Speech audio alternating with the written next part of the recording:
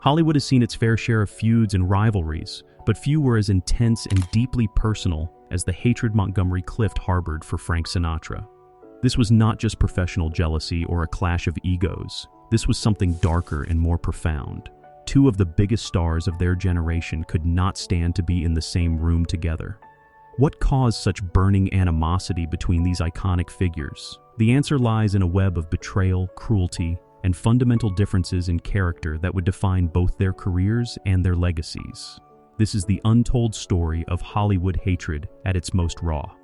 Before we dive into video, please subscribe our channel. To understand why Montgomery Clift despised Frank Sinatra with such passion, we need to go back to the beginning and examine who these men really were beneath their famous personas. Montgomery Clift was unlike any other actor of his time. He brought a vulnerability and emotional depth to the screen that was revolutionary. He was method acting before method acting became mainstream. Clift poured his soul into every role and demanded authenticity in everything he did. He was sensitive, thoughtful, and deeply committed to his craft. His approach to acting was almost spiritual in its intensity. He believed that to portray a character truthfully, an actor had to access real emotional pain and genuine human experience. This was not just a job for Clift, but a calling that demanded everything he had. Frank Sinatra, on the other hand, represented something entirely different. Sinatra was the ultimate showman, a larger-than-life personality who commanded every room he entered. He was brash, confident, and often cruel. He surrounded himself with his infamous Rat Pack and seemed to view the world as his personal playground. Where Clift was introspective and tormented, Sinatra was extroverted and seemingly unbothered by self-doubt. Where Clift agonized over every artistic choice, Sinatra trusted his instincts and moved forward without looking back. These were not just different personality types, but fundamentally opposed philosophies of life and art. The two men first crossed paths in Hollywood during the early 1950s, when both were at the height of their powers. Clift had already earned critical acclaim for his performances in Red River, The Heiress, and A Place in the Sun.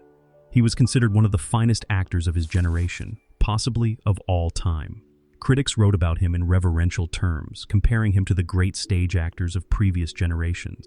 Audiences were mesmerized by his ability to convey complex emotions with the slightest gesture or glance. He had revolutionized film acting, and everyone knew it.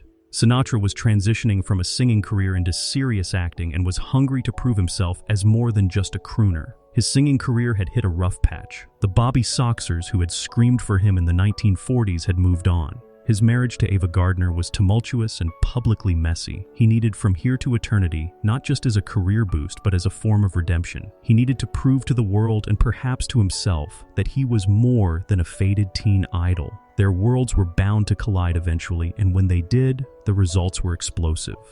The real trouble began when they were cast together in the 1953 film From Here to Eternity. This was a massive production based on James Jones' best-selling novel about soldiers stationed in Hawaii just before the attack on Pearl Harbor. Both men were vying for recognition. Sinatra desperately wanted to be taken seriously as an actor. He had fought hard for his role as Private Maggio, reportedly begging director Fred Zinnemann, and even agreeing to a shockingly low salary just to get the PAA.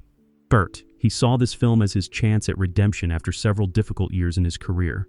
Clift was cast as Private Robert E. Lee Pruitt, a principled soldier who refuses to box for his company despite enormous pressure and suffers brutal consequences for his defiance. From the very first day of production, tensions were evident. Montgomery Clift was a perfectionist who believed in multiple takes and deep exploration of character. He would rehearse endlessly, finding new layers and nuances in every scene. He would discuss motivation with the director and fellow actors, probing every moment for deeper truth. He lived and breathed his character, often staying in character between takes. Frank Sinatra had a completely different approach. He believed in getting it done in 1 or 2 takes. He famously said that too many takes killed spontaneity and made performances stale. He trusted his gut and wanted to capture lightning in a bottle on the first try. This fundamental difference in working methods created immediate friction on set. Clift viewed Sinatra as unprofessional and lazy. How could someone call themselves a serious actor if they were not willing to dig deeper and explore every possibility? Sinatra thought Clift was pretentious and unnecessarily difficult. Why overthink everything when instinct and natural talent could deliver a great performance? The crew found themselves caught in the middle, trying to accommodate two completely different working styles on the same production. But the professional differences were just the surface. What really ignited Clift's hatred was how Sinatra treated people around him. Montgomery Clift was known for his kindness to crew members and fellow actors regardless of their status. He treated everyone with respect and dignity. He would learn the names of grips and gaffers and ask about their families. He stood up for people who were being mistreated. He saw no difference between the humanity of a star and the humanity of the person who brought him coffee. Sinatra operated differently. He could be charming and generous, but he could also be incredibly cruel, especially to those he deemed beneath him. Clift witnessed Sinatra humiliating crew members, making degrading jokes, and throwing his weight around on set. For someone as sensitive and empathetic as Clift, this behavior was intolerable.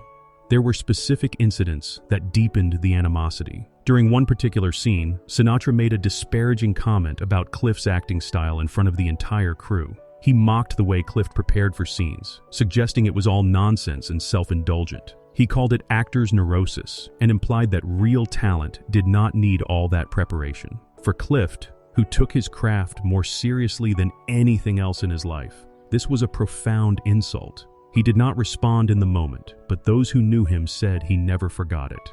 The disrespect cut deep.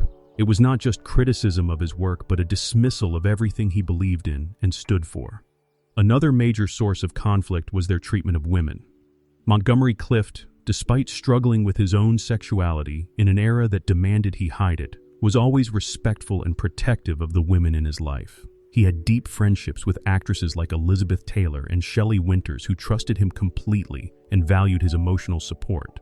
Frank Sinatra had a reputation for being a womanizer who often treated his romantic partners poorly. Stories circulated about his affairs, his temper, and his possessiveness. Clift found this disgusting. He believed in treating people with dignity regardless of gender, and Sinatra's cavalier attitude toward women repulsed him. This was not just about different lifestyles, but about fundamental values and character. The situation was made worse by the fact that Sinatra seemed to enjoy eating under Clift's skin. Those on the set reported that Sinatra would deliberately try to provoke Clift, making jokes at his expense and challenging his artistic choices. It was as if Sinatra sensed Clift's disapproval and decided to double down on the very behaviors that bothered him most. This created a toxic dynamic where every interaction became charged with tension and hostility. The set of From Here to Eternity became a battleground not just for the fictional soldiers in the story, but for two opposing visions of what it meant to be an artist and a man. Despite their mutual dislike, both men delivered powerful performances in From Here to Eternity. The film was a massive success and earned multiple Academy Awards, including Best Picture. Sinatra won the Oscar for Best Supporting Actor, which vindicated his comeback and established him as a serious actor. His performance as Maggio was raw and genuine, showing a vulnerability that audiences had never seen from him before. Clift was nominated for Best Actor, but did not win, losing to William Holden for Stalag 17. Some speculated that the award's recognition only intensified the bad blood between them. Sinatra had proven himself, and no longer needed to care what Clift thought. Clift, meanwhile, saw Sinatra being rewarded despite what he viewed as unprofessional behavior and moral failings. After From Here to Eternity, the two men went out of their way to avoid each other. In an industry where everyone seemed to know everyone and social events were essential for networking and career advancement, Clift and Sinatra managed to rarely cross paths. When they did encounter each other at industry events or parties, the atmosphere would become noticeably tense. Friends of both men reported that they would refuse to speak to each other and would leave events if they knew the other was attending. Party hosts learned to be careful about inviting both men to the same gathering.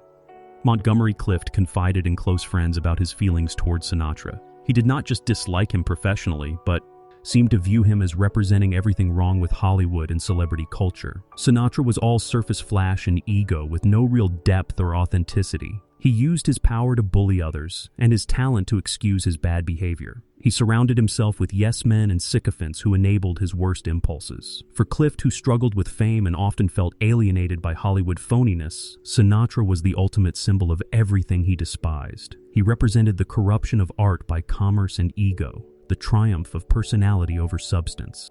The hatred was not just one-sided, though it seemed to burn more intensely in Clift. Sinatra certainly had no love for Montgomery Clift. He reportedly called Clift various unflattering names in private and made it clear he thought the actor was difficult and neurotic. However, Sinatra's dislike seemed more casual and dismissive. He simply thought Clift was a pain to work with and moved on. He had other things to focus on, other battles to fight, other conquests to pursue. For Clift, the feelings went much deeper. This was about morality, integrity, and fundamental human decency. It consumed him in a way that Sinatra's casual cruelty could never consume Sinatra. As the years passed, both men's lives took dark turns, though, in very different ways. Montgomery Clift suffered a devastating car accident in 1956 that left him in chronic pain and dependent on alcohol and prescription drugs. He had been leaving a party at Elizabeth Taylor's house when he crashed his car into a telephone pole. Taylor rushed to the scene and possibly saved his life by pulling teeth from his throat that were choking him. His once beautiful face was scarred and his health deteriorated rapidly. The accident seemed to break something fundamental in him. Despite these challenges, he continued to work and deliver remarkable performances in films like Suddenly Last Summer and Judgment at Nuremberg, but the light had gone out of him. The pain and the pills made it harder to access the emotional depths that had made him great. Frank Sinatra continued his successful career, growing more powerful and influential, but also more volatile and difficult. His connections to organized crime figures became increasingly well known, and his behavior became more erratic. He wielded enormous power in Hollywood and the music industry, and was not afraid to use it against those who crossed him. Stories circulated about his vindictiveness and his ability to destroy careers. He became exactly what Clift had always suspected he was, a talented bully who used his gifts to accumulate power rather than to serve art. Even as Clift's health failed, his feelings about Sinatra never softened. Friends who visited him in his later years said he would still become animated and angry when Sinatra's name came up. The hatred had become a fixed part of his emotional landscape. It represented his broader disillusionment with Hollywood and perhaps with life itself. Sinatra was the embodiment of success without substance, fame without character, power without responsibility. In Clift's declining years, as he struggled with pain and addiction and the fading of his once brilliant career, his hatred of Sinatra seemed to intensify rather than diminish. There is something deeply tragic about the intensity of Clift's hatred for Sinatra. It suggests how deeply sensitive and wounded Clift was by the cruelty and superficiality he encountered in Hollywood. He could not simply shrug off bad behavior or write it off as show business. Every insult, every act of cruelty, every example of moral compromise cut him deeply. In many ways, his hatred of Sinatra was a form of self-torture, a way of constantly reminding himself of everything he found unbearable about the world he inhabited. It kept the wound fresh and prevented any kind of acceptance or peace. Montgomery Clift died in 1966 at the age of 45. His death was officially attributed to a heart attack, but in reality, he had been dying slowly for years from the combined effects of his accident, substance abuse, and deep unhappiness. His last years were marked by professional decline and personal isolation. The roles dried up as his health made him unreliable and difficult to ensure. Friends watched helplessly as he destroyed himself. Frank Sinatra lived until 1998, dying at 82 after decades more of fame and influence. When Sinatra died, many tributes poured in celebrating his talent and cultural impact. He was remembered as a giant of American entertainment, a singer and actor who had defined cool for multiple generations. Very few mentioned Montgomery Clift or their famous feud. It had become a footnote in both their stories. But for those who study Hollywood history and the psychology of fame, the Clift-Sinatra hatred remains fascinating. It tells us something important about the different ways people navigate celebrity and success. Sinatra embraced it all, the good and the bad, and built an empire of influence and power. He did not much care who he offended or what people thought of his personal behavior. His confidence and self-assurance allowed him to thrive in the cutthroat world of entertainment. Montgomery Clift could never make that compromise. He needed authenticity and meaning in everything he did. He could not separate his art from his values or his public life from his private conscience. The question remains whether Clift's uncompromising nature was his greatest strength or his fatal weakness. His refusal to accept phoniness and cruelty made him a remarkable artist, but it also made him miserable. His hatred of Sinatra was really hatred of a whole system and a whole way of being that he could never accept but could not escape.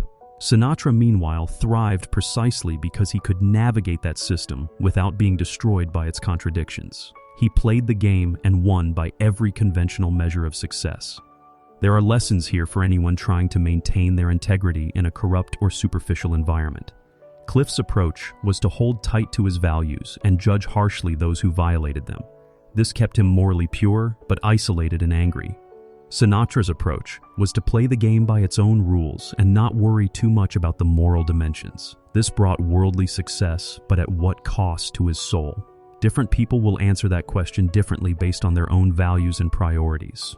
What we can say with certainty is that the hatred between Montgomery Clift and Frank Sinatra was real, intense, and deeply revealing of both men. It was not manufactured for publicity or exaggerated by gossip columnists. It came from a genuine clash of personalities, values, and worldviews. Two men who should have been allies as major talents of their generation instead became symbols of opposing approaches to art and life. Their feud represented larger tensions in American culture between authenticity and performance, between depth and surface, between conscience and ambition. In the end, Montgomery Clift's hatred of Frank Sinatra tells us more about Clift than it does about Sinatra. It reveals his vulnerability, his idealism, and his inability to compromise with a world that demanded compromise. Whether you see this as admirable or self-destructive probably depends on your own relationship with integrity and success. What cannot be denied is the genuine passion of his feelings and the way they consumed him even as his life fell apart. He carried that hatred to his grave, never finding peace or forgiveness.